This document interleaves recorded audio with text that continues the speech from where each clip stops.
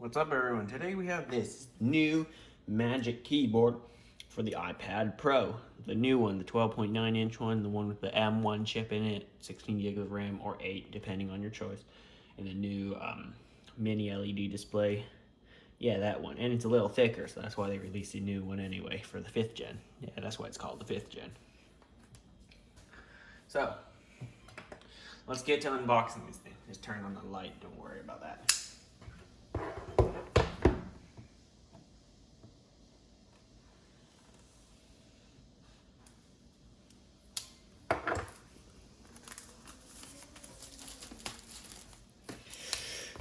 Okay, so yes, apparently the new iPad is, oh wait, they had a pull tab.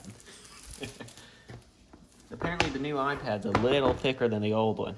I actually own the old one. So yeah, I'll have to compare this later. Okay, definitely. Well, this might just be an optical illusion, but it does look a little thicker on the outside. So, the Magic Keyboard versus the Keyboard Folio, I think, the Smart Keyboard Folio. Magic Keyboard has a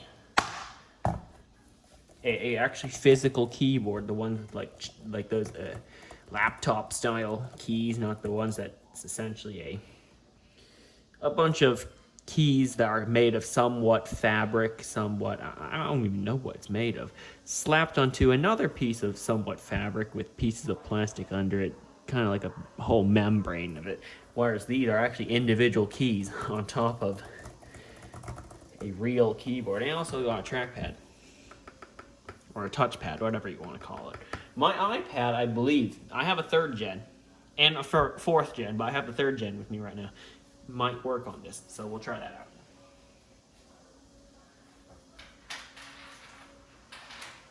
out. Okay, here's what I was talking about.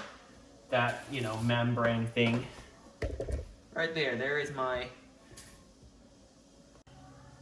Okay, so there's the iPad, again, with that membrane keyboard that I was talking about earlier. To be honest, it's not that great of a keyboard. There's no feel to it, none of that, Yeah, you can type stuff. It has like all the commands and functions of this one, except there's no trackpad, which I kind of like. So,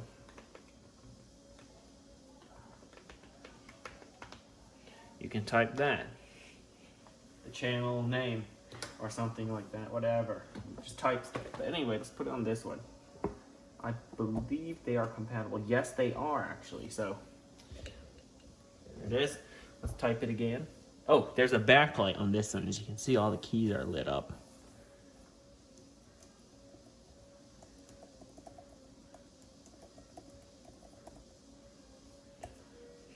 There it is. I just feel this one's better.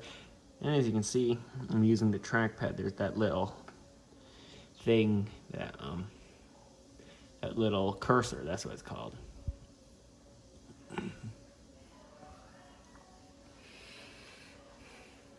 Yeah, it's interesting.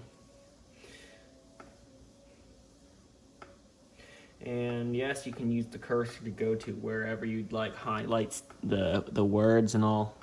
As you can see, I'm doing that. Let me kind of center that and zoom in on it. I'm going to use the little cursor thing to highlight the words Pro from the word Productions. Just did. Very precise. Better than you can do with your finger, and that built-in, touch highlighting. Let's highlight the word Morris or something like that. See? It's very precise. Oh, when you do that, you can switch to task view, or at least see all the open applications. You do a 3-finger, oh wait, I forgot. Swipe up with 3 fingers like this. As you can see what I'm about to do. That, go into your, see all your open applications. There's only one, just notes for now. You can't do anything with that apparently. This can switch between applications if you have another open. caps lock has its own little light there. It's a green one. There's not much to talk about for this keyboard, but I do want to bring the other one down from the 4th gen. Let me bring it up here. I'll show you in a second. Just in the next clip.